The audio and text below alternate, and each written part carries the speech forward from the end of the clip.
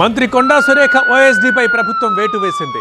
మంత్రుల మధ్య విభేదాలు వచ్చేలా లీకులు ఇచ్చారని మంత్రి కొండా సురేఖ ఓఎస్డీ సుమంత్ని టర్మినేట్ చేసేసింది ప్రభుత్వం.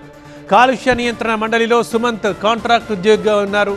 మంత్రి సురేఖ పేషీకి డెప్యుటేషన్పై వచ్చారు సుమంత్. సెటిల్మెంట్లు చేయడంతో పాటు ప్రభుత్వ వ్యతిరేక కార్యకలాపాలకు పాల్పడ్డాడని ఈ వేటేసింది ప్రభుత్వం. సుమంత్పై సీఎంకి పలువురు ఎమ్మెల్యేలు మంత్రులు ఫిర్యాదులు ఇచ్చారు. సీఎం రేవంత్ ఆదేశాలతో ఇక ఫైనల్గా సుమంత్ని తొలగించింది పీసీబీ. కొన్ని రోజులుగా మంత్రి కొండా సురేఖ పేషీ నుంచి చాలా విషయాలు లీక్ అవుతున్నట్లు గుర్తించారు అధికారులు. దీనికి గల కారణం ఎవరనే దానిపై నిఘా ఉంచారు. ఈ లీకుల వల్ల ఇద్దరు మంత్రుల మధ్య విభేదాలు వచ్చినట్లు కూడా గుర్తించారు. అంతేకాదు మంత్రికి ఓఎస్డీనంటూ సుమంత్ అనేక విషయాల్లో సెటిల్మెంట్లు, ప్రభుత్వ వ్యతిరేక కార్యకలాపాలకు పాల్పడ్డట్లు ఇంటెలిజెన్స్ నివేదిక ప్రభుత్వానికి అందింది.